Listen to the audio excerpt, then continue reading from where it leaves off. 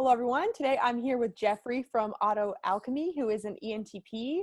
And today we're going to be dissecting the ENTP brain. And what we're going to do here is I'm going to ask Jeffrey some questions. And we are going, well, first we're going to let him answer them. We're also going to kind of discuss what are the cognitive functions behind the answers that you give. So how's it going, Jeffrey? Pretty good. Thank you for having me. I haven't dissected my brain in a minute, so this will be good. I hope it's still doing okay. Yeah, hopefully. We'll see. Do you want to sort of introduce yourself and your channel to those who might not be familiar? Yeah, so I'm Jeffrey. Like Megan said, I'm an ENTP. My channel is called AutoAlchemy, and essentially what I'm trying to do on YouTube, I mean, it's kind of a blend of entertainment and hopefully educational content. Like, I'm definitely interested in typology, but I'm also maybe more so interested in the origins of typology and the original ideas of Carl Jung, and like how things have evolved, and then maybe how things have gone off the rail. So I'm trying to like provide some perspectives that maybe can help redirect the type conversation towards individuation, stuff like that. You know, we've had a conversation before about individuation on this channel, which is really good. You guys should check it out if you haven't already. Yes, I'll link that somewhere. Not really sure how to describe myself outside of that. YouTube is a pretty big thing for me. I also am a writer. Generally, just think of myself as a philosopher of some variety, as pretentious as that might sound. I just like thinking and engaging with questions that I think are important for humanity. So, yeah. So tell me a little bit about how you first discovered that you were an ENTP and kind of your reaction to that and that process.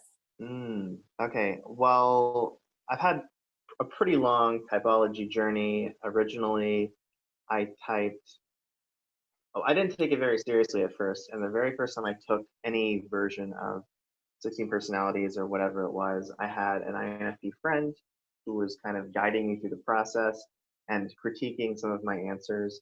And so, believe it or not, I came out as an INFP because I was being coached by an INFP, and Oh my goodness. kind of dealing with like the ridicule of who would ever say that rationality matters, like things like that. And so I read the profile and it didn't really resonate all that much. So I kind of just like put that in the drawer and decided this wasn't something that I was interested in. And And how then long in ago was college, that? Do you know? oh gosh, yeah, I was in high school. That was around the time that I was in AP psychology. So probably I was 17 and I'm 30 now. So 13 years ago. Yeah. Yeah, quite a while ago. And then in college, I kind of rediscovered it and tested as an INTJ, actually. So there's a little something going on with the shadow there, right? Yeah. And like looking back now, I know I can clearly see what I was doing. I was clearly answering from like an ideal place of this is a person that I would like to become. This is the sort of energy that I would like to integrate into who I am, because I at the time even I felt like I had all of these ideas and that I really wanted to actualize them and and create something out of them. So I think that's why I had like a fixation on sort of the TJ kind of mentality. And in my head, I told myself it's kind of like that idea that like certain poor people think of themselves as temporarily embarrassed millionaires, and I was just thinking of myself as like a temporarily embarrassed INTJ. Like I wasn't really able to follow through on my ideas, but I knew that I had it in me. Just like this is just a bad year or whatever. So that was college. But then again, I dropped it pretty quickly after that too, despite being. Or do you think that it made you feel like bad about yourself, thinking about yourself under the INTJ lens at all? Oh, totally. Yeah, constantly kicking myself. Like, why can't I just be this thing that clearly I am on the inside? Interesting. Right. And so once again, despite being enamored with like the whole notion of being the mastermind and having a lot of my ego tied to being an intellectual, I once again I didn't find it that compelling, and I tabled the whole type conversation again.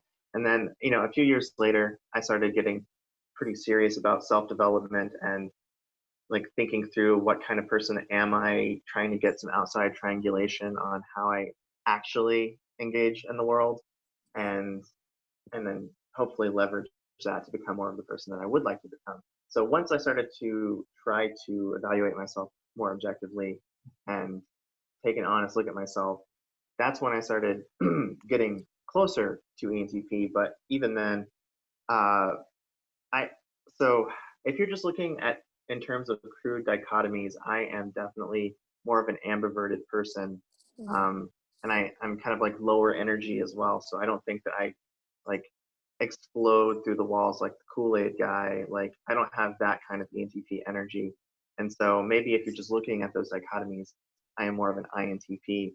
Um, but again, like that didn't feel right. Blah blah blah. So eventually, I reached out to Alex and Calypso, who were doing their typing services at that point, Mhm. and they typed me as an ENTP. And as I thought more about that, that seemed to resonate.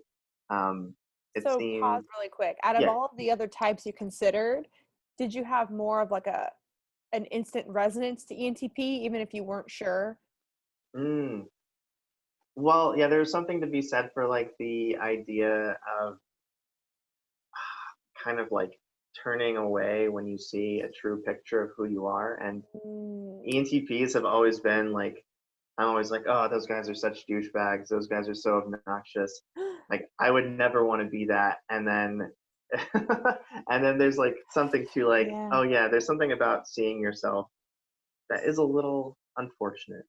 It can be hard at Oh my times. goodness. Yeah, and I actually think all the time about like if I were to have discovered type like after college or whenever I was a little older, like discovered my real type, how Hmm. I would have reacted. Because I think that because I was 17 whenever I realized I was an ENFJ, I was so under the wow, like I am a bleeding heart. I am like always thinking about everyone else. But like I think that now I'm at this point where I find myself rolling my eyes at a lot of stereotypically ENFJ behavior because it's like, don't you guys realize, haven't you gone through this realization about why like we shouldn't do that? So like I don't know if that's kind of how you could feel about some of the obnoxious ENTP behavior, like you were already like kind of considering your growth and like Right. out of Uh, college. oh, totally. Yeah, yeah, yeah, yeah. I was like 24 or so. Yeah, Um, yeah, because I do think that that's true that we do tend to like not really embrace a lot, especially if it's a flaw or we see it as a flaw. right. And when I look back, I definitely see when I was younger, like when I was in high school, I had a lot more of those, I guess, stereotypical, cringy kinds of ENTP moments. Mm-hmm. I remember we were kind of running through a debate and maybe a history class, and I just ended up like becoming so abrasive, and I was just like telling this girl like, no, like you're wrong and I'm right in front of the whole class. And I was just like trying so hard to like lay down the law and like outmaneuver her logically, and she wasn't like especially like debate savvy, and not that I am, but maybe more so than she was. And so I don't know, like it's like a very ugly moment to look back on that though, because I feel like I was just like clinging on to like I need to like have this optical battle of the intelligences, and I need to come out on top. Or I would, Definitely. there were other moments in like English classes when we're trying to have like a thoughtful discussion of some controversial topic, and I would just like position myself like in the most controversial place, and then like tell everybody that they were wrong, even though like sometimes it was like I don't want to get too into like Yeah. the weeds or like talk about which topics, but yeah, I would, even though certain things might be hurtful, I didn't care. I was just like, yeah, like you're wrong and your feelings don't matter. And here's why I'm right. And you just need to get over it, which now is like so embarrassing to look back on. And I had already, like you said, I'd already done some sort of reflection and self growth. And Yeah. so by the time I kind of like came to see that I was an ENTP, I feel like I had moved away a little bit from some of those behaviors. And at the time, do you feel like you thought did it register to you that you were even being mean, or did you just think that other people were being sensitive for not like Yeah, thinking about the truth? more like they were being sensitive, and that it didn't, if they couldn't acknowledge the fact that their sensitivities did not map onto reality, then they would never get what they wanted anyway. That was kind of how I saw it. Like, if you can't respect the logical infrastructure underneath everything, then you can't actualize any of your like ideals regardless. And that makes sense. It's interesting because that's like kind of what I'm starting to realize. Yeah, yeah. But it's so interesting because that just kind of reminds me, there's this guy that I think is probably an ENTP that went to Mhm. like elementary school and middle school with me, but not high school. And we had reconnected at one point, and he was just like, "Oh, hey, like, what's up? Like, what are you doing now?" And I was like, "Were we ever friends? Like, I thought you were so rude to me." He was like, "I didn't think I was being rude at all, but I remember him like making fun of me in math and like doing math, like saying that I was wrong. Like I really did not like the guy for a while because Mhm. I was like something about like learning our math tables or something, and I was like slow at it. And I thought there him and like lots of other people in my life that who knows if they were even ENTP or NTP, but people that I saw as just trolls Mhm. wanting to bully just because, or like maybe Right. they thought something personal against me, or maybe they just wanted to feel smart and feel right. And I used to really just, I mean, I still don't love that behavior, but like, especially as a kid, that would be something that I would like journal about or be like, this person's intentionally being mean to me. They have something Mhm. against me. Right. So like, Right. but I thought it was interesting, like, cause he seems like a mature seeming person now to where he was like, I don't remember that at all. I always thought you were fine. Like, I don't know, like you're nice, like whatever. Like, but I was like, I thought you hated me. What? Like, Wow. Yeah. yeah. And and when I was behaving in that way, I don't think I ever felt like hatred for anybody. It wasn't really about. It wasn't a personal thing at all. Um, I mean, sometimes there is like a troll like quality to that kind of behavior, right? But Yeah. that's definitely an aspect of it. But I think on the other hand, if I'm trying to be charitable, I was like trying to help in the only way that I knew how. Like, you have to like sharpen your blade if you want to like go out into the world and like bring your ideas to fruition. Um, Yes. yeah. That sharpening your blade thing, I think I hear a lot of TI users say that, and at least I've come to realize or that's a metaphor that I think about with myself is like, if I disagree with someone, that's fine as long as I'm using the opportunity to sharpen my own blade and Mm, understand myself even more. So I think that's a healthy way to look at it. I think people that don't have as strong of TI might not, I guess, see the purpose in sharpening their blade. They mm, might just think it's fighting for the sake of fighting. They don't see that, oh, you're developing a skill along the way or right. something. So, anyway, back to like when you started to think about yourself as an ENTP. Right. Okay. So yeah, I had a couple more things that I Oh, wanted to you say. can go for it though first. Well, it all kind of ties together, Okay. hopefully. So once I, so when I started to think of myself as an INTP, Okay, yeah. um, like once I was reading about the cognitive functions and I read about introverted thinking, I was like, oh, like spot on. Like, this is something that I've always been doing, and now that I have a framework for understanding that there are at least two different kinds of thinking, um, that was just the one that was clearly the one that had space in my life and one that So, was part of my arsenal. in college, when you thought of yourself as an INTJ, were you not familiar with the cognitive functions then? No, Oh, okay. no. I just like, I read about it. I liked that I was a mastermind. I and then I didn't really investigate any further. Yeah. And in fact, I was kind of skeptical of the whole thing, but it was a little bit of an Yeah. ego boost. So yeah. And then reading about introverted thinking, I'm like, oh, okay, like this helps me immensely. And clearly now I see that I was kind of deluding myself a little bit by convincing myself I had any J-like structure in my life and that I was this badass who was executing on all of my plans. Um, so yeah, Ti and any both seemed very much like they had a space in my life, and I think where I went wrong perhaps and understanding myself at that point is, um, well, very early on in my life, I was like highly encouraged in school, and my parents thought of me as being like the smart kid in the family. Like that was my trait. And so I think that I just happened to like develop an ego attachment to the thinking, and Mm, kind of, despite the fact that I was also a very creative kid who was always engaging in different like little projects and trying to create like my own video games even from an early age. Like I just think that I happened to like become kind of blinded to that half of who I was. And so it was still there, it was still active, but I didn't see it, and I wasn't like societally encouraged to look at it as much. that makes a lot of sense. I could Mm, definitely see how, especially as a kid, people might be wanting to tame the NE because it could hmm. seem like a lot. And it's like, oh, you have TI, you should keep doing that. Like, Right. Yep. Yeah, exactly. It's like, mm, oh, the any, it just feels like that is you as a wild kid. Like that is just like the mm. essence of being a kid. I think that's what I thought of it as. Like, Oh, and do you, and or go ahead. I was just gonna say, and so like the TI then becomes kind of differentiated and becomes like the one thing that people see as having social utility, at least in my family, in that small ecosystem. Yeah, and do you think that you can think of any examples of you being more extroverted as a kid or growing up than you were now? Mm.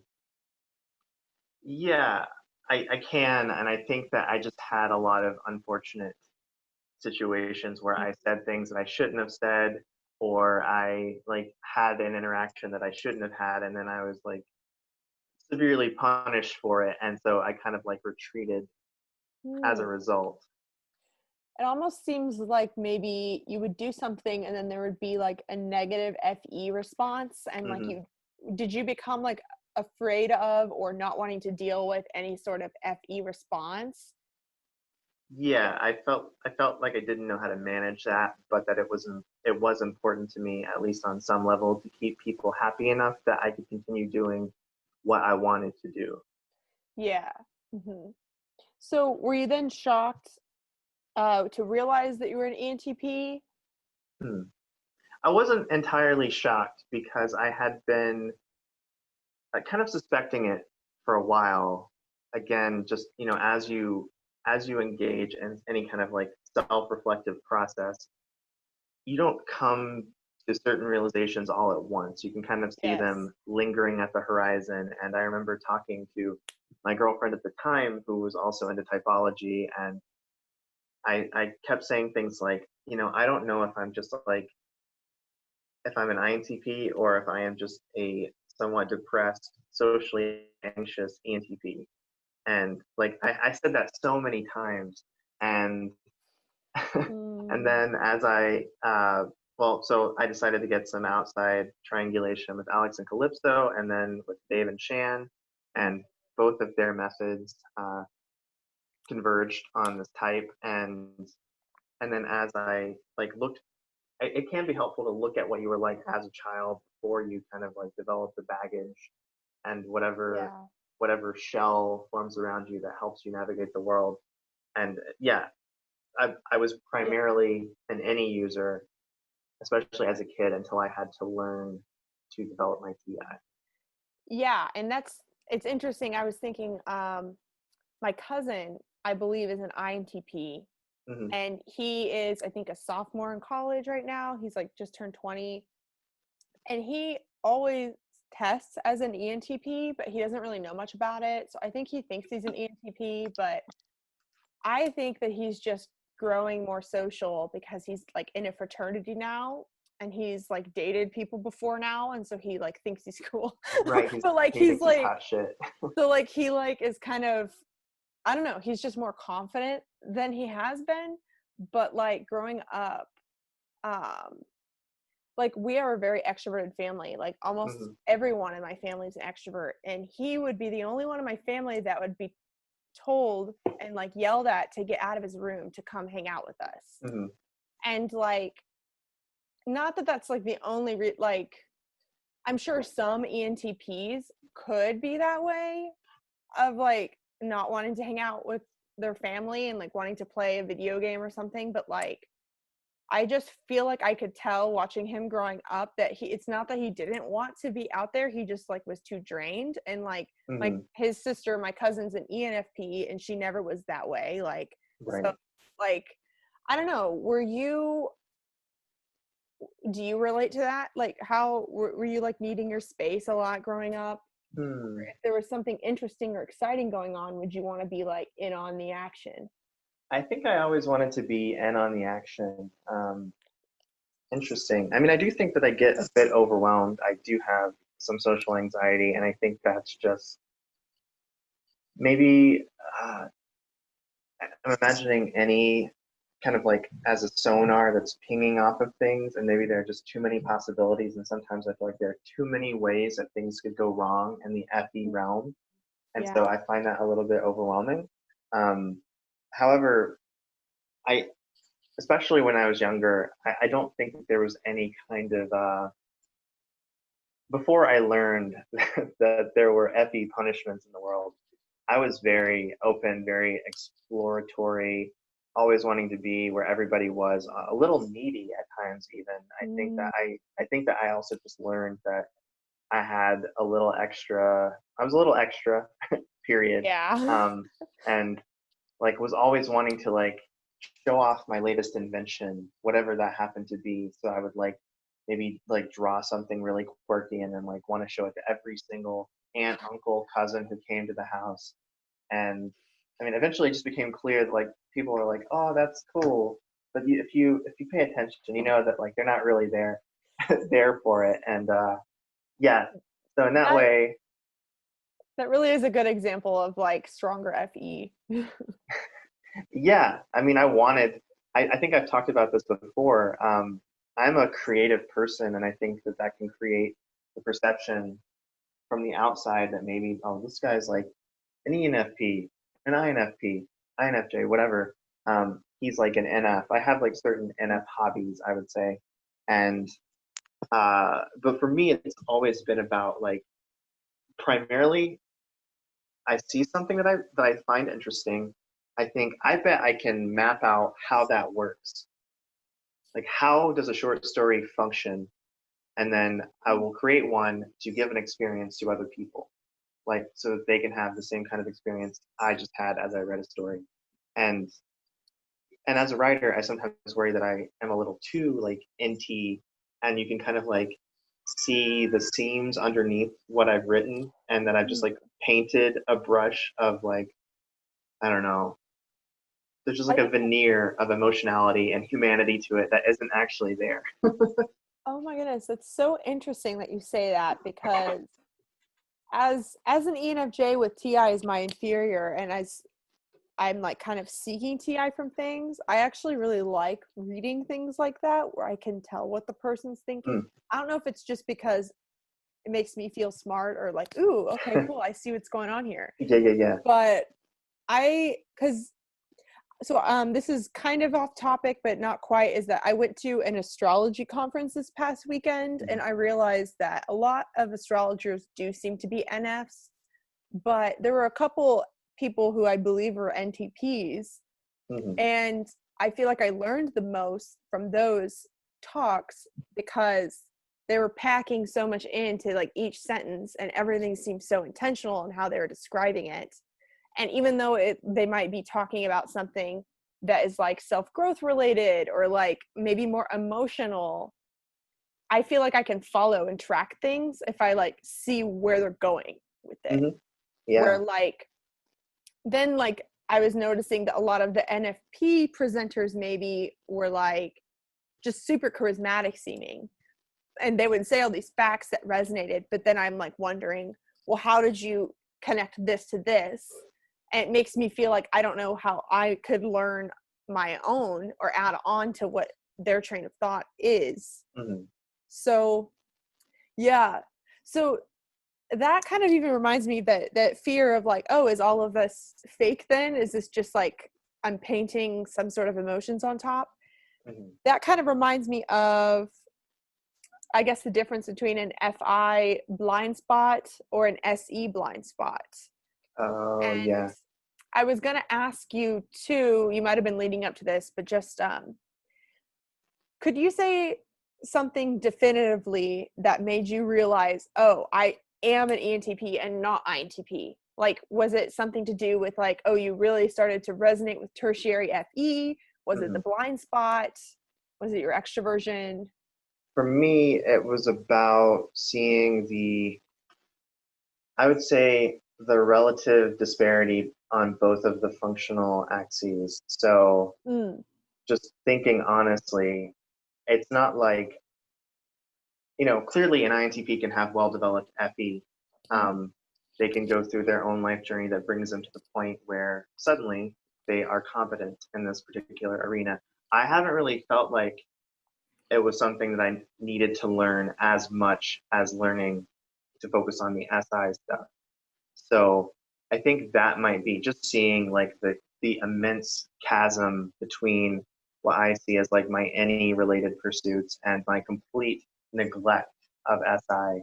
And even when I thought that I was an INTP, it's almost like I have this video, and I don't know if I would like stand by everything that I said in the video at this point because it was a while ago. Mm-hmm. But I was kind of theorizing about why people might mistype, and I think when your middle two functions are Mm-hmm. so they're usually relatively balanced. The disparity isn't as great between them, and so you can almost like feel that tension more than like Yeah. like I feel like I early on in life was very fixated on how do I like develop some sort of system that allows me to navigate human beings? How do I figure out some sort of model that lets me thrive socially? And then and that SI stuff, that doesn't really matter. Like it's my third function maybe, but it doesn't really matter. And I just like would neglect anything related to SI at every possible juncture. And so I think it's easier to see that tension between the middle two functions and not even realize you're overlooking your fourth function. That is a really, really good point because so with my like digital marketing and branding services that I've been working on, I've been so obsessed with almost over a year now of like, what is the process for making any idea a reality?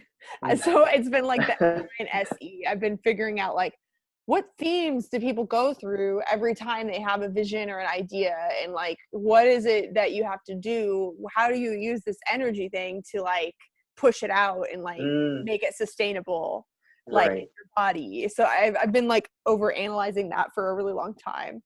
Yeah. And, but then like I'm realizing with that sort of stuff, that it's like, okay, now it's time for me to sit down and develop my argument for this part. Like that's what I um don't want to do. I mean, it ends up being fun whenever like TI for me, if it is serving an FE goal and my NI and SE are aligned, like it always feels fulfilled, like I feel fulfilled after it, but it's still the thing that I don't want to do as Hmm. much. Like, oh, let's sit down and actually spell out what my thinking is on this. Yeah. I like don't do it. Or like I Yeah. don't want to.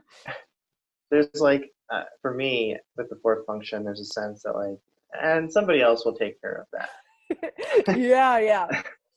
So a couple things I want to say on you being ENTP before I ask these questions is that Hmm. first I want to say that do you think that a lot of the extroversion introversion thing is based on a bias where a lot of people are thinking about extroversion as like how the big five defines it as like super social rather Mm. than like the Jungian, oh, this is my objective world versus my subjective inner world? Because I've just found that even though I'm so clearly an extrovert, that I've been way more socially overwhelmed like Hmm. lately, and I'm finding myself not really having a hard time getting back to people, like things I've never really struggled with. And a Yeah. lot of that is based on social, like how social are you rather than Hmm. how extroverted you are. So curious your Right. thoughts on that. Yeah. If I'm remembering right, I think extroversion in the Big Five has two subcomponents, Mm-hmm. and one of them is enthusiasm, and Mm. the other is assertiveness. I think that's right. I think so. I think there are a few different big five models. True. Yeah. One is called like Hex. Maybe I'm, Mexico. Yeah. yeah, yeah. But I think you're right. Like, I definitely know social, like the whole idea about extroversion meaning how social you are. Hmm. Pretty sure it comes from the big five, Hmm. but I'm not sure. I don't know. Well, Sort of an idea that's out there. yeah. Well, so if we're thinking of it in terms of those two subcomponents, um, enthusiasm wise, I feel like I am relatively like middle of the road emotionally speaking. Like I've always been categorized as my friends as like a very chill presence. Like Jeffrey's here and we're glad that he's here. I'm not like overwhelming people with anything, but I'm not like hiding. I'm participating. And so in that respect, like I see how I'm more on like the less extroverted side according to that. And then I'm also not excessively assertive either. I think that I'm a little less assertive than I would like to be.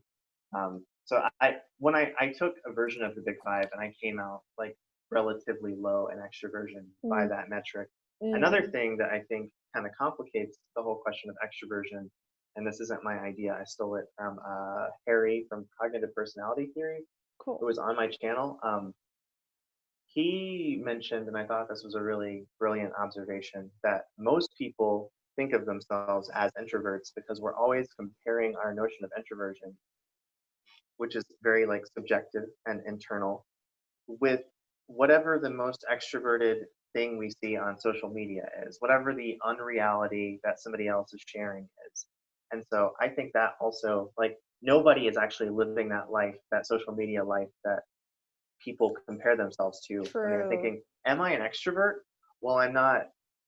I'm not Kylie Jenner having an orgy on the back of a cruise ship with 50 other Yeah. people. So I guess I'm not.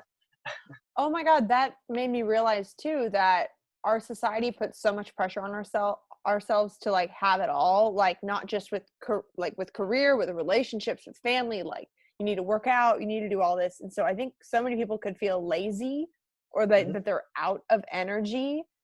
So that could make, because I mean, Uh, I feel like I'm really burnt out lately. And so I've been yeah, feeling introverted. But right. am I really introverted or am I just tired? Like, Like depleted, right? Exactly. yeah, that's interesting. So, and Yeah. then another thing I wanted to add to that is that just from my observation from talking with you, is that you seem so clearly ENTP over INTP to me, because one of the big things I notice is that just when you're talking to ENTPs, they, I want to say they're more likely to be listening to what you're saying than Uh-oh. INTPs.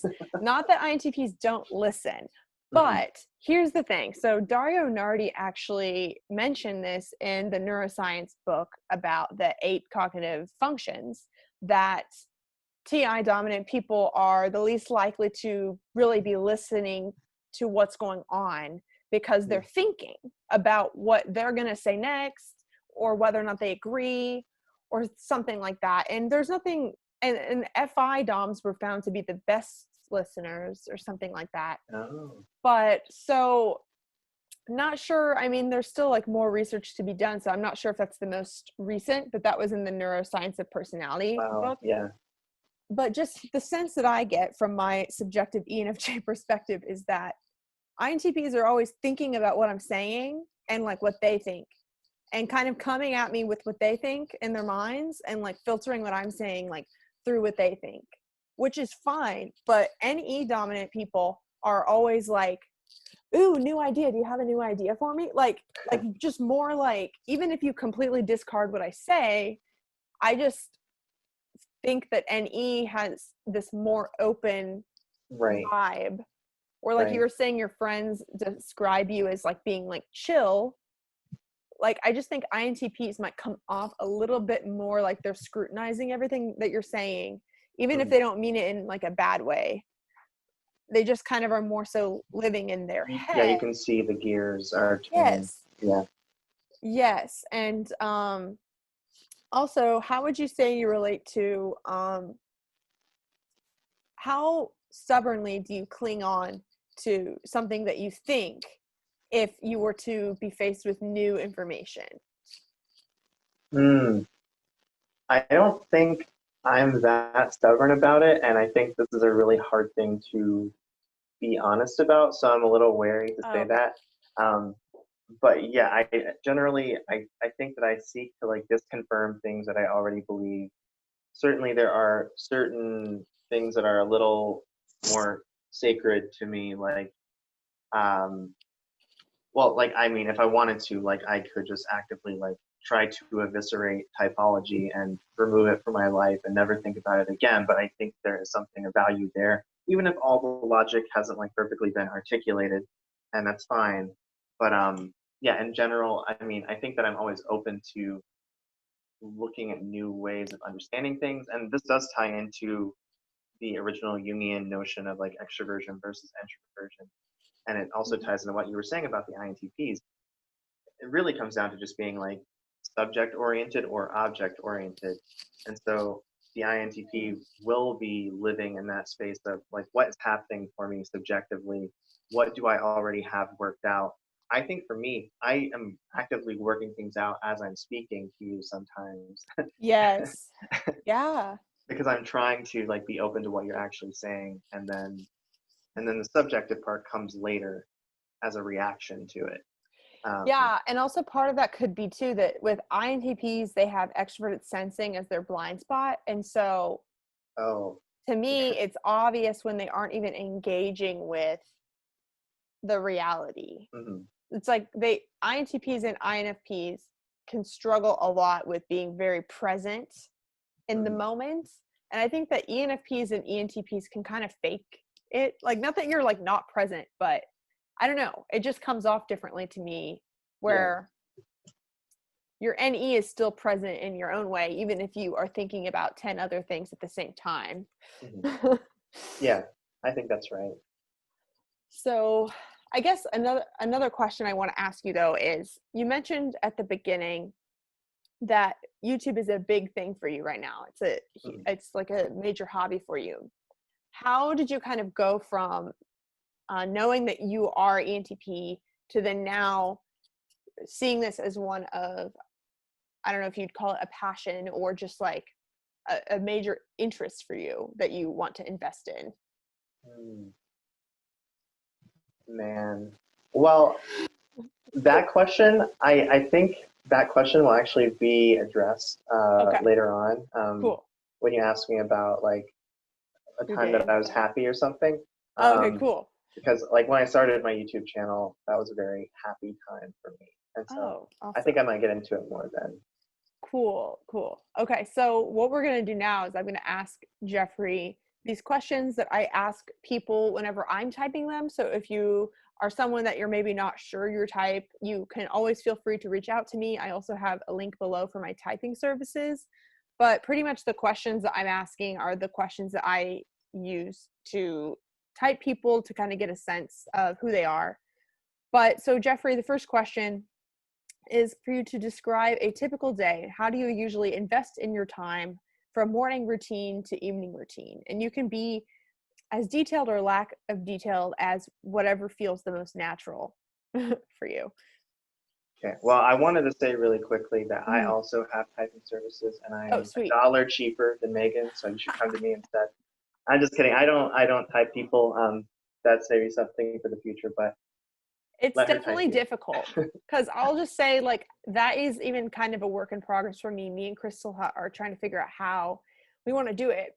Because for me, it kind of was like people kept coming to me being like, type me, type me. Right. There's a And I'm need. like, gosh, like I want to help you, but I don't want to do it for free because I don't have time. And it's like, but Hmm. I don't know. So actually, that's where like Dave, Dave told me disclaimers, disclaimers, just Right.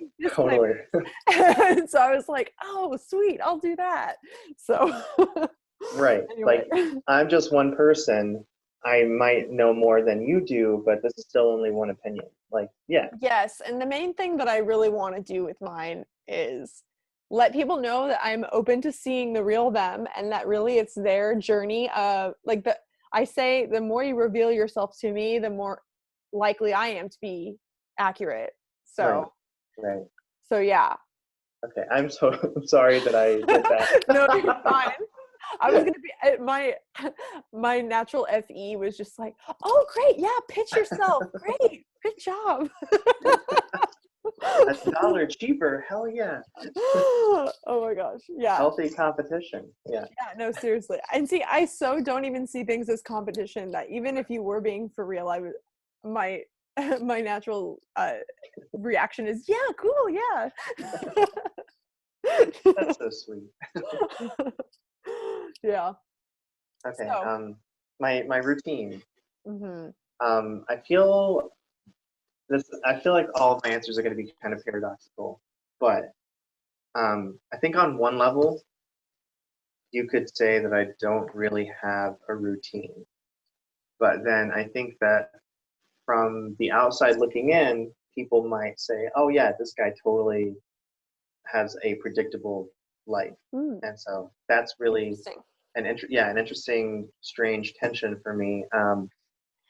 So I would say I have more aspirational routines than I do actual routines. But if I could describe my typical day, I wake up around 7:30, and I work from home. I'm very fortunate in that respect. I work from home, and I have sort of a general window of time that I should clock in for, and then I'm allowed to like.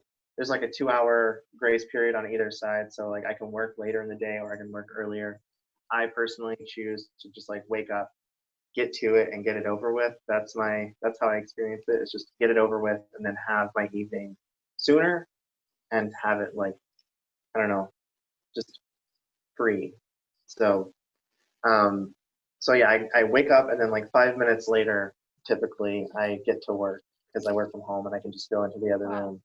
Um, I don't really like to waste time. I'm not like the most healthy person when it comes to things like eating proper meals. So Yeah. I drink like meal replacement things uh, and so like usually like I'll just like grab a Soylent and I'll like lug that as I'm like getting started for the day. So I'm And laughing because I'm thinking about how opposite this is from whenever I interviewed Jamie, the ISFJ, who's the oh complete gosh, opposite of you. She goes yeah. to bed thinking about her egg sandwich, and she's excited to wake up because she gets to make herself an egg sandwich. I'm just thinking about how like strong SI versus SI inferior drinks Soylent. Right. I mean, like to me, I honestly look forward to the Soylent at this point. So there's something to be said, like the SI is wanting to make its needs known. Mhm. Um, You're like, wait, do you get sort of a high from being like, yes, this is practical. I'm getting my body's getting its nutrients, but for little yes, effort. yes, yes. Like this is unbelievable. I feel like I like cracked the code. I'm using some kind of cheat code.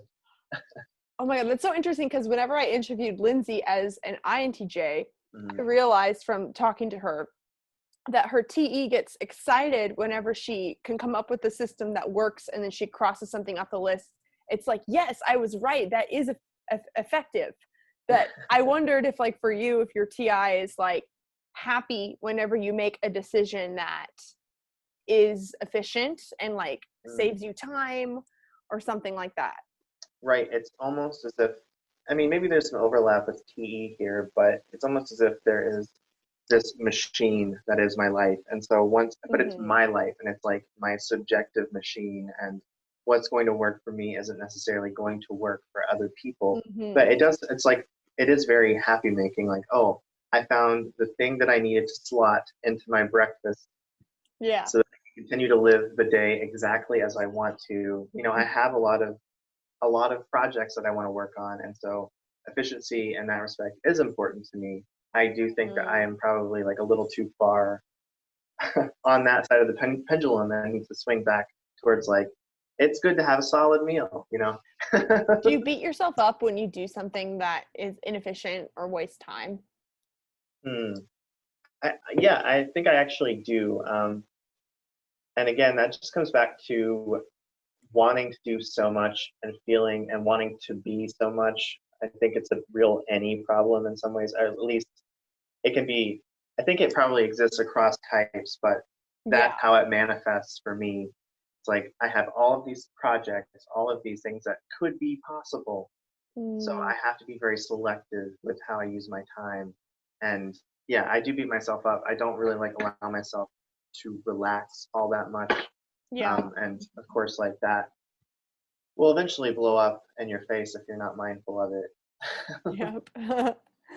So you um, drink your soylent and you clock into work. right. I clock into work, and then usually like, I also, so one thing that I am good about as far as like discipline goes is this form of journaling that Hmm. I think of as like a type of shadow work. So um, every day I will have, for an entire week, I have the same set of sentences that I need to complete. And so Mm. it will be like, if I focus 5% more on my relationships today, dot, dot, dot, and then you complete that sentence like 7 times, like, what are some outcomes or what would that look like? You just finish the Mm. sentence in some grammatically appropriate way. And you do the same sentences for the entire week, and then at the end of the week it's like, okay, I've programmed this into my subconscious, I've let it percolate, and then you have one final stem for the week, which is, if anything I wrote this week were helpful, it may be good if I started to blank. And so for me it's like a way of dipping the well down into the waters of the unconscious and like extracting something practical that I can use to change my life. um, Wait, if so some how did you come up with those prompts? Or do you get them from oh somewhere? Or do you just come up with them? um, I started off, I found them on a website, Mm. but at this point, like, I know how they function, and I pretty much create my own on the basis of what I think I should be paying attention to. Cool.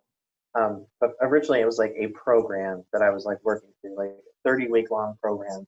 And now, Mm. yeah, now I either like create my own or I just pull some from a list and see if anything comes up. Interesting. See, I just Yeah. want to say that whole thing strikes me as very both TI and SI in a way.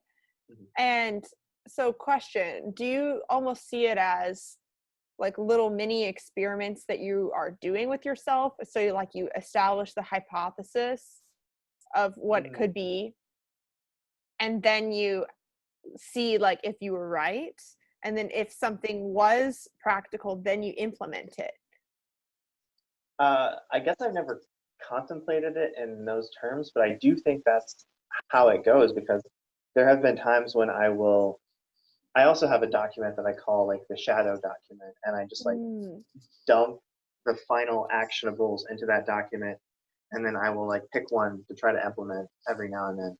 And interesting. and yeah, and if it doesn't work, like you said, it is an experiment. Like, I might do it and it doesn't have the effect that I hypothesized it would have, and then it doesn't become part of my life.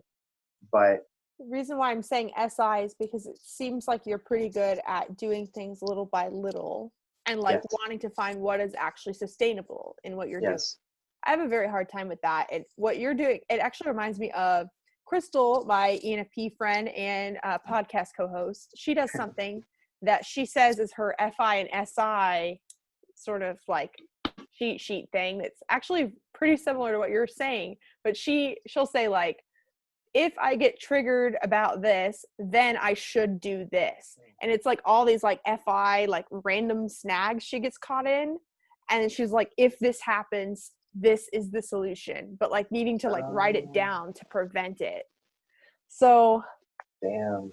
it's interesting because I can kind of see a parallel, but like it seems Mm. like for you, I don't know, it's different. It But is for definitely different. Yeah, it's hard to put it into words though.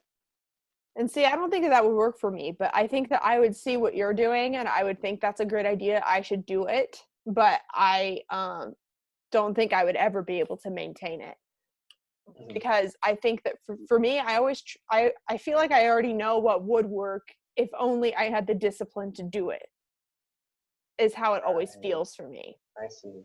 It's like I already know what the ideal is and what I need to be focused on. And it's just a matter of having the willpower to do it in that moment. Mhm. But I don't know, but that's interesting. It's like you're collecting also what worked in the past and bringing it Yes. forward. Yes, that's exactly how I think of it. As I'm like accumulating, I'm trying to just sort through those patterns and extract something workable from them. Mm-hmm. So do you do that in the morning then, or? Yeah, I do that. I do that Mhm. right after I wake up, and then I get to work. Cool. And so, you know, as I'm working, I don't know what to say about work. I mean, I work the standard 8-hour day, um, and then I clock out at 4, and this is where I don't really have a routine, but other people might think that I have a routine because I do have certain things that I'm working on regularly, but I kind of approach it more like a grab bag. Like, Mm. I keep a list of things that I want to work on, but it's more like, okay, now that I have free time, like which one of these seems most appealing in the moment? Because I don't want to like structure myself too much. I know that I can't fully function that way. There has to be some element of like motivation. So I have to be like, okay, there's something here right now that I need to Mm. dive into. And so, yeah, usually after work, I'm taking a positive psychology class. I am doing the OP classes, and I have a typing partner, and we're both like trying to actively get better at typing people every week, and we're tracking our progress and seeing how that goes. I have another independent, somewhat secretive objective personality project where I'm like compiling a bunch of like text interviews and trying to like eventually analyze that with machine learning stuff. Um, Cool. yeah, and then I'm working on my YouTube channel, and I'm also writing, and so just like whatever strikes me throughout the day. Usually for dinner, I will eat something a little more substantial, but I'm also not especially competent cook. So Do it'll be you something. feel, or sorry, go ahead. No, no, you go ahead. I was going to say, do you feel like once you clock out and your time is yours, it's just sort of a matter of whatever rabbit hole your brain is going down, you want to Yeah, just like let it go? yeah. Usually, even it's like I feel like half the time I'm not even pulling things out of that grab bag. Sometimes like Mm. something new has already come up throughout the Mm-hmm. day that I want to focus on once I have my freedom. Yeah, and is it kind of a combo of consuming content and creating, or is it just sort of depend? Mm. It's a combo. I try to like squeeze in a lot of content consumption while I'm working. Mm-hmm. Um, and that way it feels very like unstable and very like, oh, what's happening over here? Okay, so this is what Megan has to say today. No, this is like the email that I have to address. And so I do feel like I try to like have it both ways in a lot of ways and feel like my Mm, attention's getting pulled in a million directions. yeah. Um, but I do that ideally so that once I am clocked out, I can then focus on creation because I've already like I've I've uh, I've had my fill of things to Yeah. consume. Yeah. What was I gonna say? Oh, how often, unless there, I don't know if there's anything else you wanted to say about that, but how often would you say that you interact with friends or family? Like, is that like how much socialization do you feel like you typically need? That I need. Um,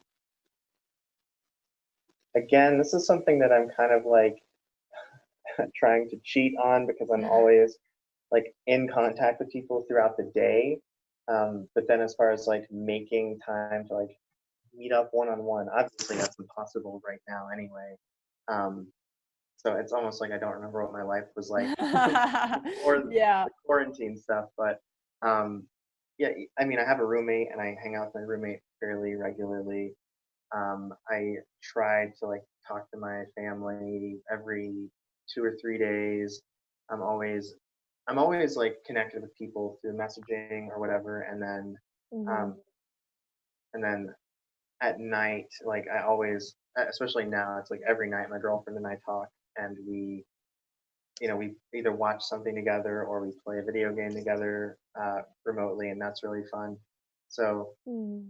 yeah, when before quarantine, I think that I would really only like go out Mm-hmm. to hang out with somebody like every week maybe every 2 weeks. Like that wasn't that much of a priority for me. Just like meet up for lunch or drinks or something. I don't know, like, if you would relate to me here as like kind of an awkward extrovert vibe, but like for me, it's like if I'm in a relationship, then that could take up a lot of my time, a lot of my Hmm. social time, and it's kind of enough for me. Like Yeah, as far as like filling up my social cup, like, but I used to be so much more like, oh, I need to go out, I need to do things, I need to make sure I'm keeping up with people. Like, I don't know if you feel like when you weren't, like if you were like if you were single, like would you be probably more social? Like if you, probably. yeah. Yeah, I think so. It's just a matter of yeah, prioritizing. Like when I am in a relationship, I want to give a lot to that relationship, Hmm. and that just naturally means you have less to give in other areas. And because I also prioritize like the stuff that I'm working on a lot, that's like even less time that I have for socializing. That's kind of how I've been feeling lately too, is like I think when friends or connections can meet like an intuitive need of like, now I'm talking about something new, then that's like kind of what I look for a Hmm. lot. Like, oh, like an idea to talk through. Oh yeah, yeah, yeah. So, okay, so now describe an ideal day. So, what you would love to spend your time doing if you had more resources to support you. So, maybe you aren't at that job, or Right. like maybe this is your future life, or I don't know. Hmm. Okay. Another paradox because I feel like there are two different ideals. Like Mm, maybe one of the ideals would just be that I sleep in all day and I don't set an alarm. I eat whatever I want, like something really greasy. I mm-hmm, just have like pizza for every meal. I mm-hmm, don't do anything. So that's like one form of the ideal. And I think that is like the that's the Jeffrey speaking who doesn't really allow himself to like slow down or not focus on mm-hmm. a project. Um, but then I think like the higher version of myself, that ideal would be like, okay, I wake up around the same time that I do now. I still do my journaling, but I prioritize meditating, and I've done this in the past, and Mm-hmm. I do find it really helpful and really grounding. Um, so, and so when I was doing that, I was doing Vipassana meditation, like just having awareness of the breath and kind of staying connected to my physicality. So meditation would be part of my ideal day, and then really it would just be like spending a lot of time with well with Hillary, and then um, yeah, focusing on the things that matter to me. So I would love it. I would love to do YouTube like as a full time job. Clearly, it's not like Yeah. far from feasible, but right now. But yeah, so I think I would just like focus on stuff that mattered to me in that respect, and I would write. I would do like more meditation before bed. It's always been kind of like part of my ideal vision for life to do like meta meditation, loving kindness meditation. Kind of like focus a little bit more on like that FE, that Yeah. humanity, the benevolence. Yeah. That I think, because I think that I'm like very, in an abstract way, I am very like humanistic, but sometimes I can like get caught up in that higher vision of humanity and lose sight of like I need to like actually meditate and have like positive feelings towards specific people and extend that into the world. So that would be part of the ideal day. I suppose one thing that I would do differently, ideally, is I would eat real meals, and I would like that would also be kind of meditative to like Yeah. slow down and create something that wasn't there from nothing, and then to like Yeah. relish in it, savor it. Yeah, that's so true. So, do you think that really, in addition to having more time for your own self care and your loved ones, it would be, do you feel like you just would have more autonomy toward your writing and Mhm. any sort of philosophical thing you're pondering and any creative project? Would you let yourself do multiple at once, like multiple Mm. projects at once? Yeah, I would. I think that I would. But I think I would try to be more mindful of like Mm. now that I have this autonomy in this hypothetical scenario, I would try to structure myself a little bit more. Like, Mhm. okay, maybe like 3 hours on YouTube, 3 hours on like a writing project, an hour on another thing that I've been doing is like I've read a ton of books this last year and a half. And one problem when I'm reading books is that like I read something like this and Mhm. then I kind of lose sight of the plot, like of what I read. And so a project that I've been working on is going through all the books that I've read this past year and creating like Ooh. a personal sheet of takeaways. Mm. Like maybe it's longer than a sheet, but like here's my own summary. Here's what like jumped out to Mm. me as being important and how that fits into the framework of thoughts that I already have, and just kind of like building this architecture because I feel like I remember things better. I remember things that I've read better when I can like position what I'm reading into my little theory of everything. Yeah, and it seems like you're wanting to really take it with you and not just Mhm. read it for entertainment purposes. Right, Where right. I've been realizing that I kind of struggle with that, where I will just read or consume things and I'll be entertained in the moment, or I'll either like allow my mind to be expand or allow whatever it is to um validate what I think already, and it'll like feel good because I'll be like, yay, like I'm feel validated, or yay, I'm learning. But Hmm. like sometimes like if I don't know how to like retain that. Yeah. And some of it happens naturally, but I've been trying to like take notes while watching YouTube videos or like lectures more, as opposed to just Hmm. like I would like have it on while I'm cooking or while I'm doing something, because like I can't get myself to cook or do anything unless I'm thinking about something. Like, I don't know, like I don't know how to just like be on. Like I always Yeah. like, oh, I'm wasting time. I could be listening to a podcast right now. But Hmm. like I'm wanting to practice like listening to it and like taking things from it that I can go back to. Right. Yeah. Yeah, it sounds like we have very similar ideal days. Like literally all I want to do is like hang out with my significant other and have my own time to do whatever I want to do and think about things and keep learning. Hmm. So, Yeah. yeah, and like Yeah. that freedom. Like, yeah, seriously. I just hate like it seems like you have at least a good routine down for how to like segment your life of Hmm. this is work, this isn't. Right. And do you feel like you're good at doing that even if you don't feel in the mood to do it? Hmm. That I'm good at the segmenting. Yeah, like doing work. Like if you No, don't want to do it, like no, I don't think so. I'm a little reluctant to admit that, but yeah, I don't think so. Um, yeah, I suck at that. So I didn't know if you were any better than me as a no, TI. no, we're on the same page. I mean, I get everything done that I need to get done. It's just, it's so hard for me. Sometimes like And pulling teeth. like I said, it's like I'm getting pulled in a million different directions. And so that's the thing is like always getting drawn back to the moment and what's urgent when I am trying to like watch YouTube videos while trying to work. Um, that's really a pain in the ass. Hmm. So for people like listening who I guess might not know, like I'm finding myself relating to a lot of what Jeffrey's saying, and like a lot of what you're saying I could resonate with, and I think that a lot of that just has to do with both being extroverts and intuitives with TI and FE, but and we both care about integrating our shadow, so we might come to some similar-ish conclusions, but like I Hmm. hope you guys can see listening that like clearly you are clearly coming from like this TI perspective trying to include the FE.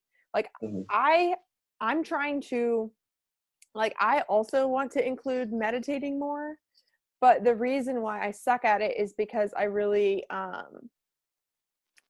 just suck at putting my own interests first. And like I get sucked into doing other things for other people where I know that I need that peace and quiet, but I don't give it to myself. I don't think that I need to spend more time giving loving kindness.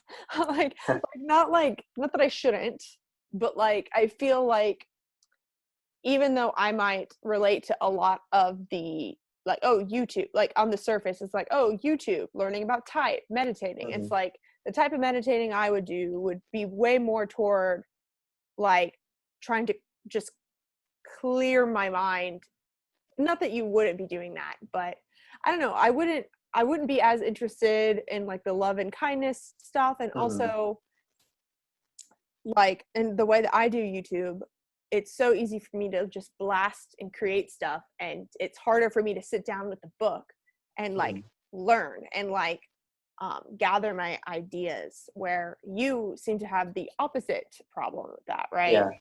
Yeah, it actually horrifies me to do what you do. Like the mere thought of it scares the hell out of me. And Ooh, explain that more if you don't mind. I don't really know what it is. I think there's a lot to it.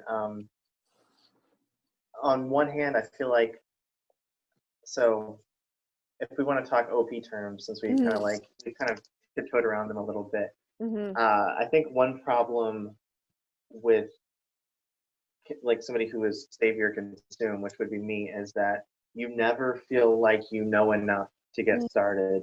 I'm always like acutely aware of how much I don't know about something, and I mean everybody's really in that boat. Nobody knows everything there is to know. Everybody is like insufficient in the face of like virtual omniscience, right? But gosh, for me, for whatever reason, I feel like I can't respect the information. I can't put out accurate information. If it's not accurate, then it won't be helpful. And so I can't get started until I feel that I am sufficiently conversant in what I'm trying to learn. And I never feel that way. So it's a real, Yes. See, for me, it's more like if this information has helped me, then I know that it can help others. And so here's this takeaway that I have. And it feels almost rude to hoard that information whenever it could be used to help someone understand something. And I also understand too that people really enjoy watching the journey of watching someone from when they're first learning to when they learn more. And so I really like the idea of taking people like allowing people to see my process. Oh, okay. Yeah. Yeah. Or like, Yeah. it seems like for you, you're blast last, right? Third. Okay, third. Okay. So maybe for your lower blast, you you want to make sure that you like it's perfect before you do, or Yeah, I think so. And I think that also ties into like the TI. I just want to have everything mapped out. Like I feel like people won't be receptive unless they can see all of the logical connections. And if I like you talk about the process, I also feel like maybe people will be turned off by just watching me grope through it and try to make sense of it. But I know that's not true because I certainly like I get something out of watching people do that. It's just I have like this weird complex for some reason where people aren't going to want to watch me do that. Yes, I totally understand that, because I do think like I'm way more confident in my FE capabilities of like oh hey, I'm just talking to someone as though they're a friend. I'm just like letting you know what I've been thinking and like kind of treating my audience like a friend. But I'm more nervous whenever I'm like about to teach someone something. Like when I watched your last video about like the I think it was INTP versus INFJ, or was it ENTP. ENTP? Okay. I remember being like, oh my goodness, this must have taken so long. Like, this is so good. Like, I would have probably stressed myself out trying to do that. Like, but I that's the sort of video, just to be honest, where I'm like, man, I should be doing that more. Like, why am I not doing that more?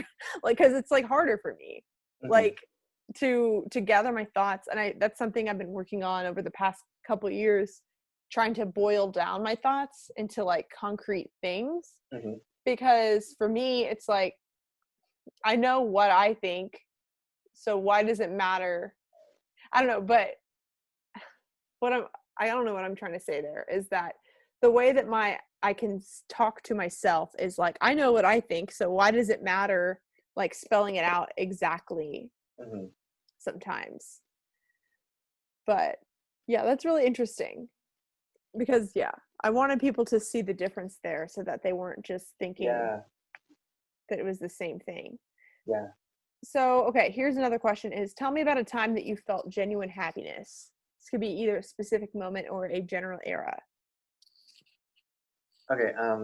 I feel that a pretty big time in my life, happiness wise, was when I was trying to create my YouTube channel and get started on that particular journey. I was shifting out of like, I think, of a really unhealthy relationship. Um, I was in a job that I was very unhappy in, something that wasn't sustainable. And so I just made all of these changes at the same time. So like the relationship ended. I applied to grad school. I decided I'm going to make a YouTube channel. I'm going to do X, Y, and Z. And I got this new job where I'm allowed to work remotely, which would make it a lot easier for me to do everything that I wanted to do. So everything kind of just felt like it fell into place. Of course, clearly over time, like nothing is like the perfect thing that you want it to be. Um, but yeah, so that was like a real, I feel like a highlight, especially of the last few years where I felt like I was kind of stepping into reality a little bit more and like trying to actualize. So that's a big theme for me is like moving from this space of abstract nebulous possibility to become something particular. And I felt like I was like creating direction for myself and making a lot of positive changes. So do you think that it was because of the freedom that it brought you, or was it because your last reality wasn't working and now you found something that worked more? Mm. Or do you know what sort of cause the main cause was? That I might be think too FE of a question. Sorry. I think maybe all of the above Uh-huh. in some way. So I mean obviously like compared Mm-hmm. to the situation that I was in, I was grateful to not be in that situation. Mm-hmm. And then as far as like, having a job that I could work remotely my job does fit certain skills that I have. I do a lot of troubleshooting. I work um, in higher education with schools that have online classes and I help them prepare their classes. I help them, troubleshoot problems that they have. That troubleshooting is something that comes very naturally to me. So I'm also grateful for that. Um, so there's that. But yeah, and then I have like this additional freedom of like I work from home. There's no commute anymore. I was driving an hour to my old job and back, and that was really painful, obviously, um, for somebody who cares about like efficiency. Yeah. Yeah. So do you think that there was something that compelled you to make all of those changes at once, or do you think that you just were riding on the momentum Mm. of like one or two?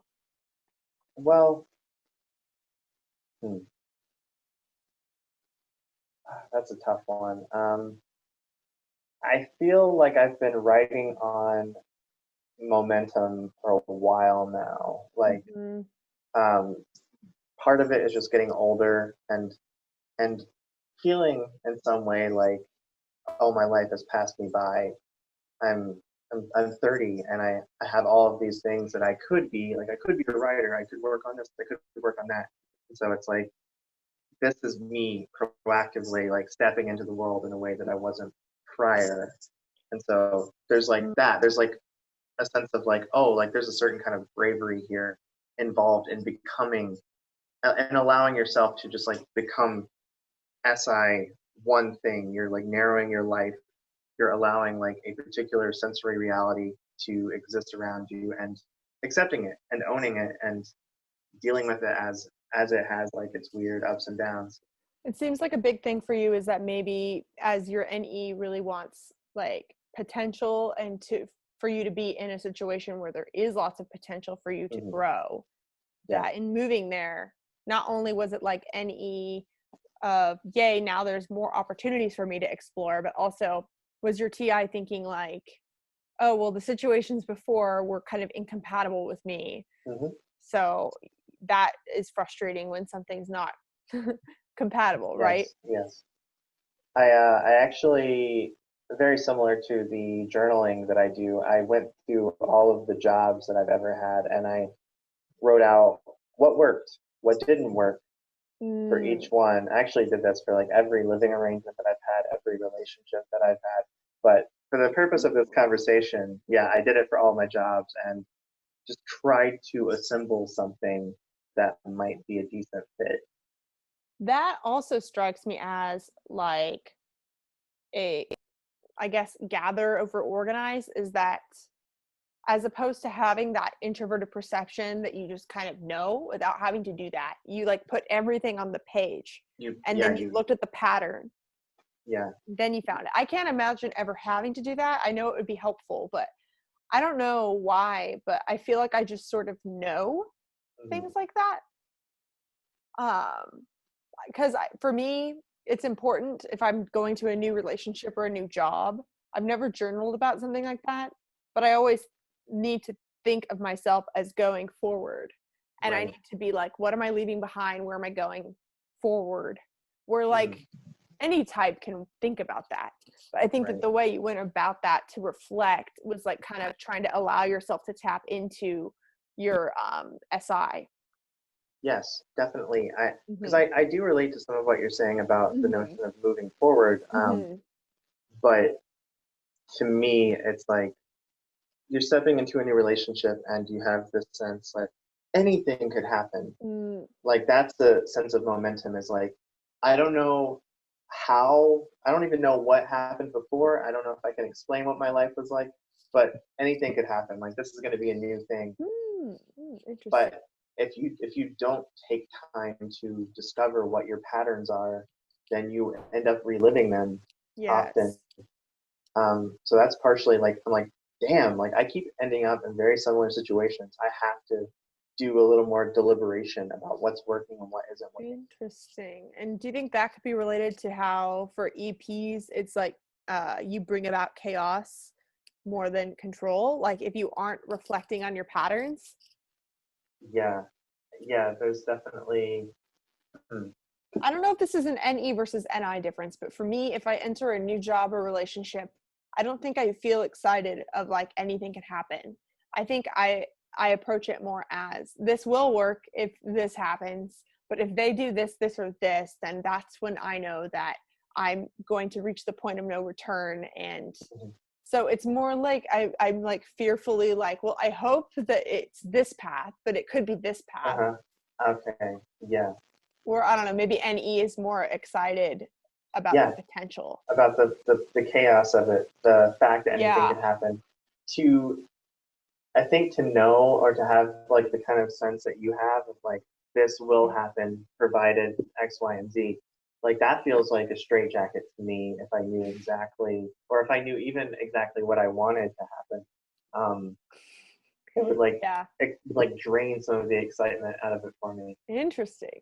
Yeah. Yeah, that gives me a sense of control, Yeah. which is very much like, I mean, in OP terms, I am very much control over chaos, which is interesting because I am relating to you in the sense that I personally, I want my freedom and I want to work on multiple projects. So Because you want the control, you want to control how you use your time. yes, exactly. That's Yeah. a great way of putting it. But like I'm placed second, and so I do feel like I can have some sort of chaos. Like chaos, I mean, I'm a Right. double observer as well, but even just that example, it's interesting how that would ruin it for you because even when I did start dating my girlfriend of 2 years, I knew in my mind it was like either you move here and we keep dating, or you don't move here and I'm not in the emotional place to have a long distance relationship, and so we'll end. So I was very Mhm. much like, this is gonna happen and it would work, or if this happens, it wouldn't work. And so I like was already kind of shutting down like possibilities and like Yeah. I don't know, like, and then so I kind of control the perception of what could happen. And it's interesting. Hillary, actually, INFX TV, Who's if you want that? to subscribe, she said in a video that really blew my mind about NI, about how NI can have these self-fulfilling prophecies where Mhm. we think it's like, oh, well, I know that this is what would happen. but we don't realize how when that's the track we're on, then that's what we're manifesting into reality. Right. There's a lesson there, though, clearly, like, I am learning the benefits of control and like learning that it was valuable to look at what hasn't worked. I think it's like True. you discover your NI. I mean, I think these things all kind of they meld together once you, like if I take my NE and I take my SI and I think about what didn't work and what I want to actualize, I think you kind of synthesize a form of NI out of that. They all kind of just start to work together as a bit of machinery. But yeah, I like now realize that there is value to having like, okay, if there is going to be control, then damn it, I better be the one to like control my life as opposed to somebody else controlling my life. Yes, absolutely. Because I know Dave says that if you are so, if for EPs, if they're so control, or if they're so chaos like, then it pretty much forces the world to want to control the chaos. Yes. So it's like you are creating the very thing that you don't want by being so out of control.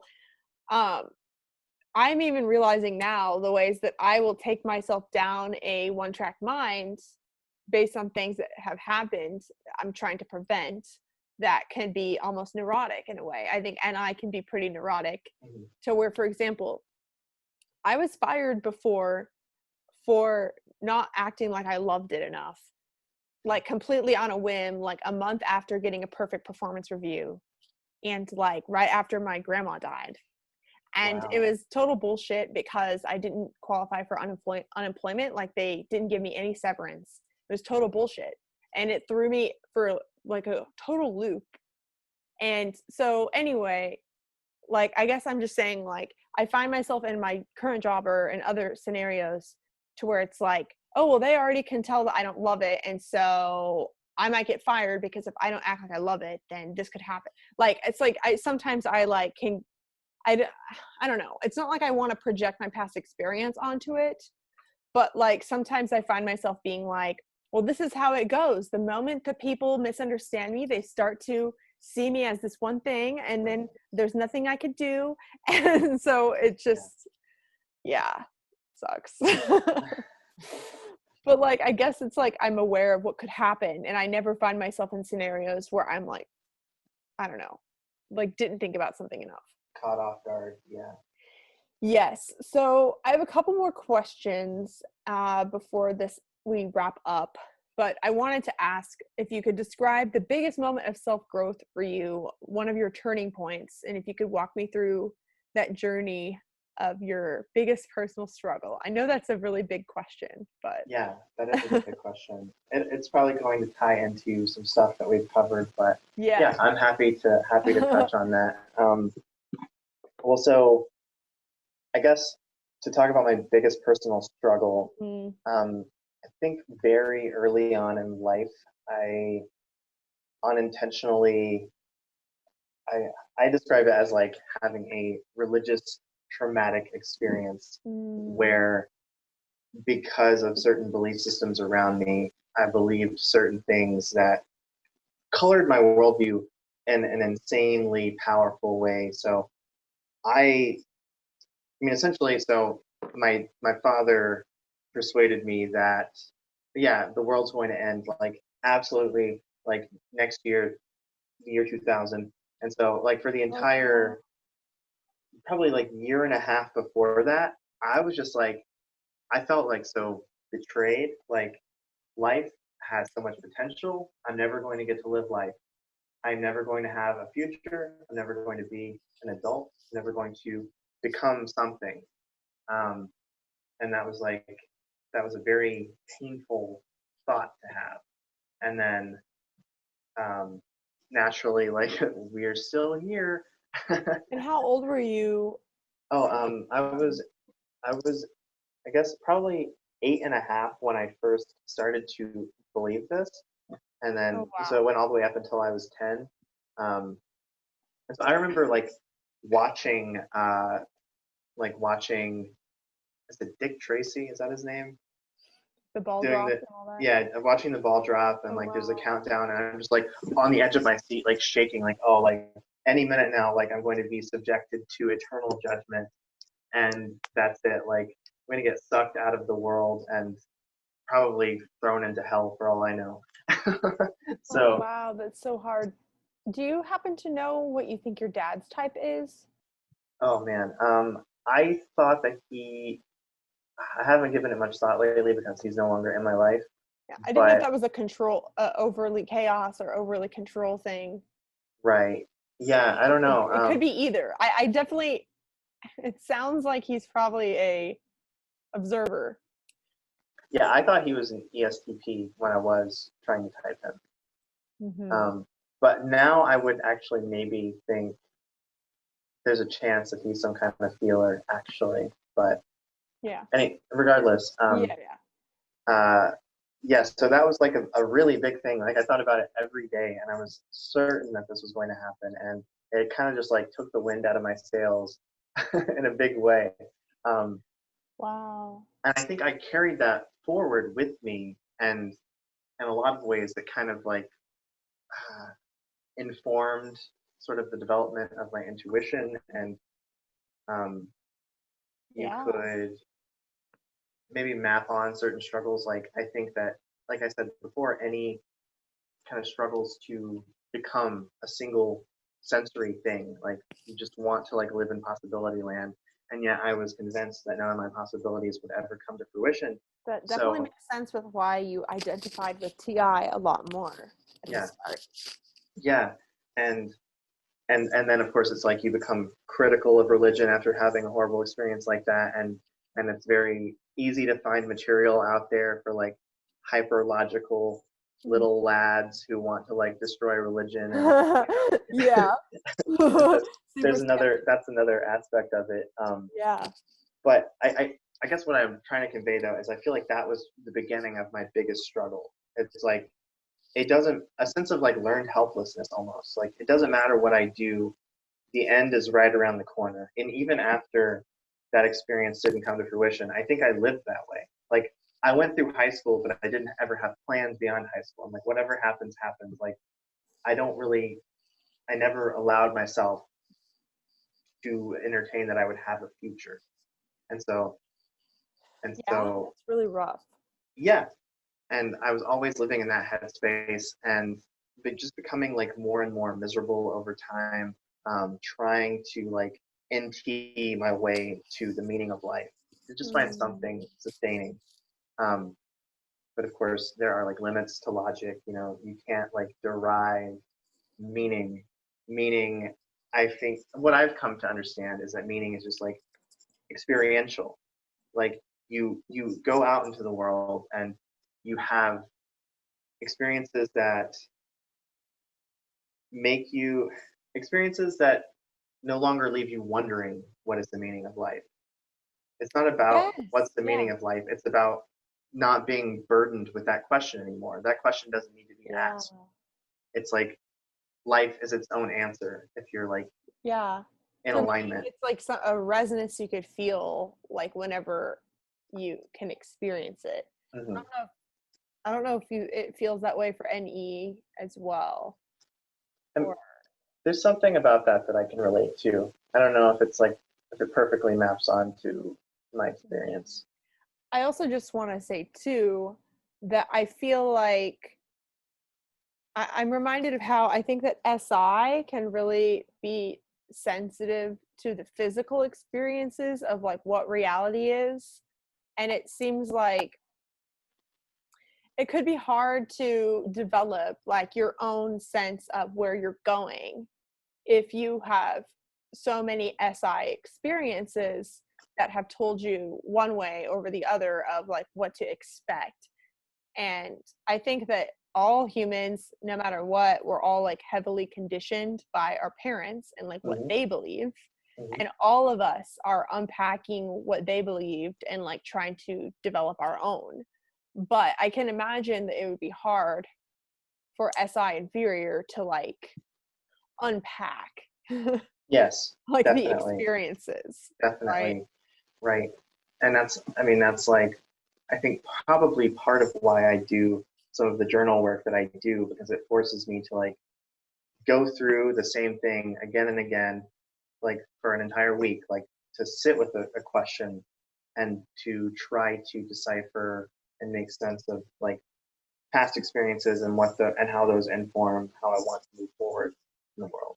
And I don't know if you'd agree with this, but some advice I would give to ENPs that I've realized is that I think that if for inferior SI, you can go through an experience that might limit your NE ability to see things. And if you aren't focused on what your SI is and establishing some sort of stability in what you do, I don't know, either like going through your past experiences or finding stability of your own and making your own commitments toward the future. If you aren't like working through the SI, then you might be limiting your possibilities without realizing. Mm-hmm. Like your SI is still there, you are less conscious of it, but Right. it's still like an important function for you where it might be limiting something of what you could see. Right. You have to know what kind of soil you're working with for the plant to blossom appropriately. Yes. And the worst thing for an NE dom is to feel like there's less potential. Yes. Yeah. So that was a big struggle, and eventually, like coming to the realization that meaning is just something that you experience by actively living in the world and not trying to decipher and puzzle and figure out the meaning of life in your head with like logical blocks. Yeah. That actually ties into like why, I mean, I got this tattoo, which is, I don't know if you can really see it. It's triangles, it's all about the triangles. Oh yeah, nice. And it's the word philosophy. So in the original Greek, philosophia, the love of wisdom. I thought like, I've been living my life so much in my head, trying to figure things out. And I still value that part of myself. But the only way to like appropriately love wisdom is to try to like take this abstract symbol and make it something real, like a tattoo on my flesh. And so it was kind of like a commitment to myself to like try to become something particular and overcome some of that baggage that I dealt with. And so that was also, why I'm doing YouTube. I've always enjoyed reading all this stuff. I like teaching people things. I want to like share things that I've found that I find helpful, so on and so forth. And so I would call that like the biggest developmental arc, which is making sense of that stuff and then moving forward from it. That's awesome. Whenever I got my tattoo, it also was like, oh, I'm making this realization that I had real. So I can't ever go back on it. Yeah. I wonder if that's common for intuitives of like. Yeah, I could see that. Totally. It's funny because I already know what my next tattoo is going to be, but I don't think I'm ready for it because I don't think I've learned the lesson yet. Oh, whoa, man, I'm curious. Yeah, I want to get like the oxytocin symbol. Which, like, I'm going to get, what that means, right? Like oxytocin is like the chemical of like love and connection and stuff. But I don't deserve it yet until I have figured out, because oxytocin is like proof that like love is real, kind of in a scientific way, or at least for me, that's how I could take it. Wow. It's like a real chemical. Like it's not just something that I'm making up, but like it's like the TI, like truth behind like the FE that I see. There was a version of me that would have taken it in the complete opposite direction. Oh, really? Because I have an explanation for it that reduces it to something else. Love is no longer real. It's just a chemical. I don't feel that way anymore. I was like the Jeffrey who didn't believe in the future and who didn't really like have any plans for life. Yeah, to me, it's like everything that my FE is reacting to, it doesn't, like the feeling world doesn't work in the same way as the logical world, but that doesn't mean that it doesn't show up in the sensory as like valid. Right, totally. Yeah, I can respect that. Yeah. That's awesome. Yeah, but it's weird. It's like now that I have one tattoo, it's a sun, and it was like symbolizing like me like realizing that I don't have to get out of my own orbit to bring value to people. Because the sun brings value just by staying in the same place. Yes. And like knowing itself. So I was shocked by how much I integrated the understanding once it was on my body. So I don't know if you had that experience, but I mean, it's almost like I was like strong arming myself mm, into honoring the realizations that I felt I was coming to. mm, Like you can't turn yeah, away from it. You got to like look at it every day. yes, I love that. Yeah. So the last And then question, people see oh, it, so go and then people are like, "Oh my God, tell me about your tattoo." And then you're like, "Oh, damn it!" Like, ahead. I trapped myself because I made it. I could write like a 20-page essay on like why I picked triangles, like how this whole idea developed. So yeah. Anyway, sorry, you were gonna ask a question. No, that's awesome. So the last question is to describe the worst fight you've had with a loved one and how it went down in as much objective detail as possible on both sides. So I know Interesting. this is a big one, but really what I want to illustrate with this question is the ways that our types can kind of get into similar misunderstandings about things. And I want Mm. to point out whatever sort of cognitive bias you probably had in that fight and how you might have been either projecting your functions onto the person or like disregarding another function. So that's why I ask people this question. I found that a lot of thinkers like are like, I don't want to talk about that. Yeah, that's my immediate inclination. And that's totally fine. It's so funny though, because then like I get some people that happen to be feelers that are more like, oh, this is the exact way that I'm always misunderstood. Let me explain to you. Oh. I mean, I do think, okay, I could speak a little bit to certain patterns that I've noticed. Yeah, that would work. You don't have to like say anything you're not comfortable with, because I feel like we've gotten a bit good picture of how you're an ENTP. Yeah, and the thing is, I don't really think I get into very many fights anyway.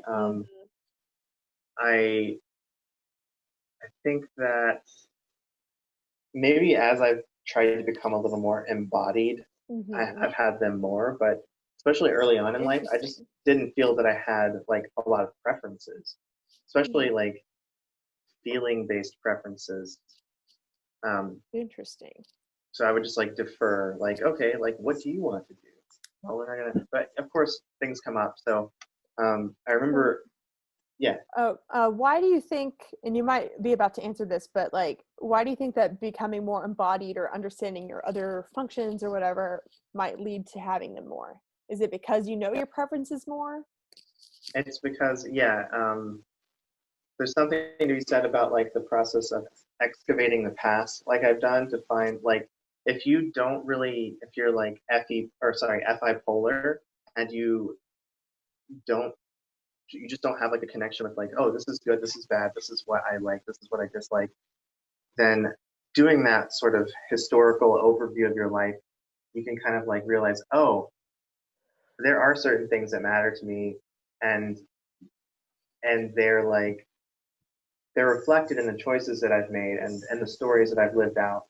And even if I don't like experience them the same way that other people do, they are real and they're going to be problems in the future. So that's part of it, is just like Interesting. making sense of my history and then extrapolating and deducing some sort of like values and emotions, and knowing that I will have similar emotional problems if I don't change the patterns. Interesting. It seems like TI, it's like you might not be as sensitive, you might not be feeling as much um of like knowing what you want or whatever, but it's like you still observe whenever you have emotional reaction, Yeah, right?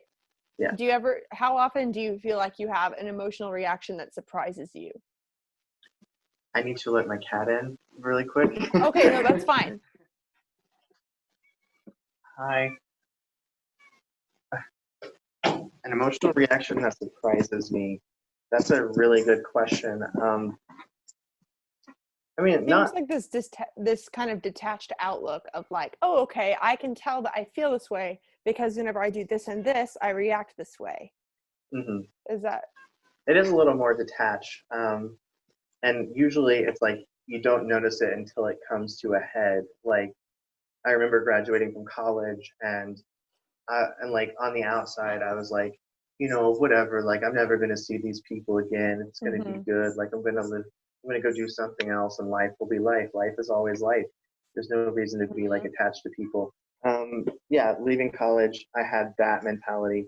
And then one day I'm like hanging out with all my closest friends, and like one person, she's cutting my best friend's hair. And I was just like, wow, like I'm never going to see her cut his hair again. And I just started bawling. And I'm like, what is this? Oh my God, um, yeah. and so there are things like that where it's like, oh, this was a lot more meaningful to me than I ever realized. And Yeah. it just comes out all at once because I didn't see all of the little limbic indications that I've been feeling this way all along. Yeah. To a smaller degree. And so I guess this all to tie it back into fighting.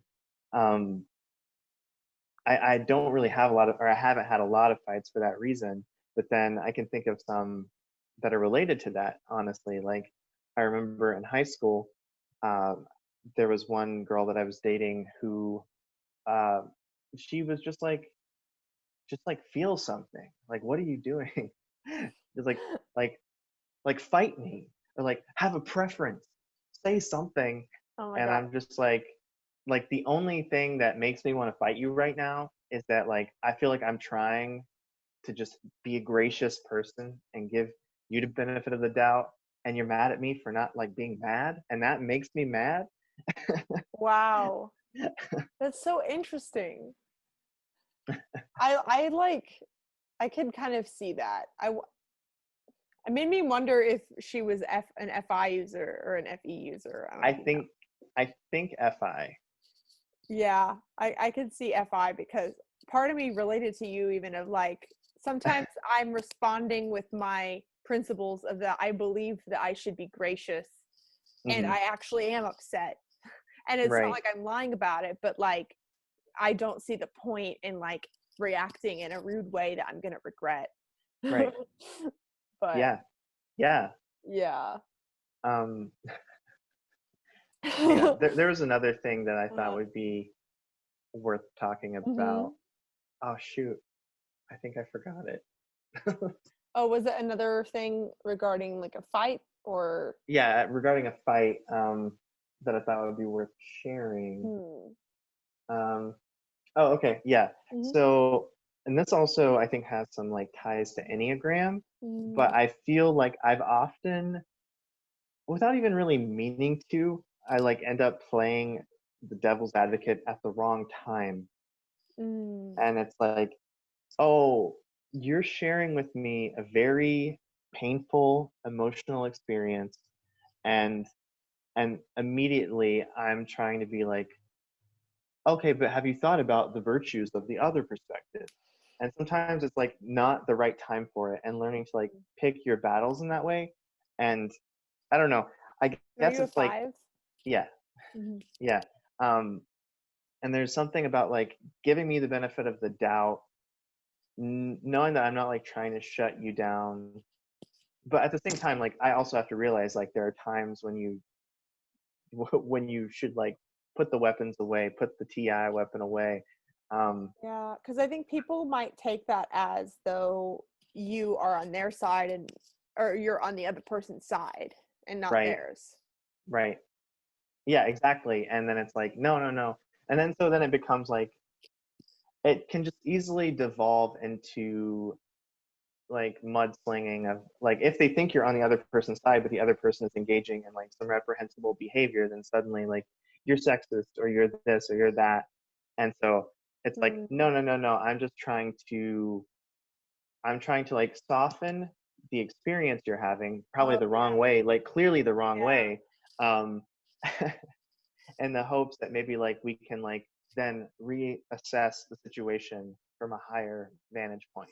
Oh, that is so interesting to me because I've been realizing a lot about how thoughts and emotions influence each other and like Hmm. if you a lot of metaphysical teachers or anyone into the law of attraction or manifestation and I'm pretty sure there's like an a sorry, I can't even think of it right now. I'm being a blaster. I'm like wanting to like name drop something that I might even be wrong about. But anyway, my point is that there's this idea that your thoughts and your mindset is what creates the negative emotion. And I think that thinkers tend to view it even more this way of like the way you're thinking about it is what is going to create your emotion, where I tend to think about my emotions as being like the thing that I control, but regardless, both of them influence each other. Mm-hmm. And it seems like what you were trying to do is offer a mindset shift where like, even if the person wasn't a feeler, if they were just in their feelings, like they might not be able to do the mindset shift yet if they haven't gone through their emotions. And so like yeah, exactly. And the hidden emotional agenda then for the NTP is, I don't know how to handle emotions, so I'm trying to shift you to a place where I don't have to handle emotions. Yes. And I think it's worth noting, because I've been on the other end of that, where I've felt like NTPs weren't validating my emotions, or they were, you know, being devil's advocate. And it's really annoying to deal with, especially when, if you guys aren't sharing your emotions, people might not know where you stand with them. Mm-hmm. Because if you aren't like obvious about, hey, I really care about you, I really think that you're a great person or something, then they might like wonder like, what have you been thinking about me this whole time? Or like there could be a lack of trust there that maybe wasn't merited. But it's interesting hearing you say that, because I really do think that you guys are onto something. And I wish that more feelers could try that, of like, oh, like maybe if I did just shift my perspective, things would be different. And actually, whenever I dated an ENTP for like 3 months one time, and every That's time usually as far as people can make it. Yeah, kind of. Yeah, no, but the advice that I always got every time I was upset, they were good at consoling me, but the advice I always got was, why don't you go watch TV or something and get your mind off of it? And I would always be like, well, that won't solve whatever my emotion is. And then they were like, well, if you stop thinking about it and then think about something else, then you will come back thinking about it in a different way. And that did kind of help me. I don't know if that's great advice for everyone. Like maybe an ENTP, you should think about your emotions more and not just like avoid them and watch TV. But for someone like me, like I think that that's pretty good advice. But interesting. Yeah, going to watch TV is the reason why I suddenly realized I love my friends. Yeah, really. Yeah. Was there anything else you want to add about life as an ENTP? Oh man, I don't know. I think maybe I'll just say a little something about how we all don't fall into the stereotypes. Yes. Yeah, tell me a little bit about that, about how either you relate or don't relate. Well, I mean, obviously I relate in some ways, or I relate like looking at my history and the ways that I've been, but I think that I'm a very,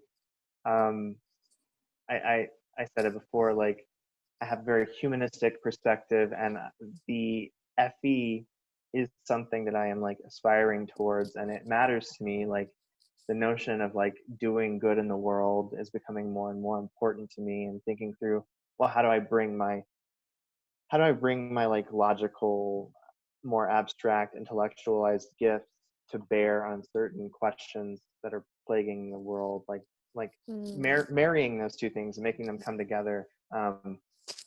So I don't know if that, I feel like that's not really like built into the stereotype of the ENTP, that they might be interested in something like that. And so I guess what I would say then to anybody watching who is an ENTP is to maybe like examine yourself and see if you're just acting kind of like neurotically out of certain patterns, and how can you look at the things the functions and the perspectives you privilege, and think about how to integrate them with their opposite, and how to marry those two things to find something that kind of speaks to your unique position in the world, your unique gifts, and evolve out of just like being the cartoon character version of what an ENTP is. That's really good advice. And I feel like for a lot of TPs, you might not realize it. You might not be as in tune with your emotions to know, but it seems like TI really does want to do something that is very useful though, and is valuable. And that's what like TI and FE together is you're able to like put your brain to use, like, and feel like, oh, I'm useful in this area and I'm actually creating something of value. Like, of course you're going to want to feel that way. Like, like NTPs are humans. Like, it's not like you're just this robot, like wanting to think all day. Like, obviously you're going to feel better if you can connect it to something, right? Yeah, I think so. I think that it shouldn't just be like an intellectual game.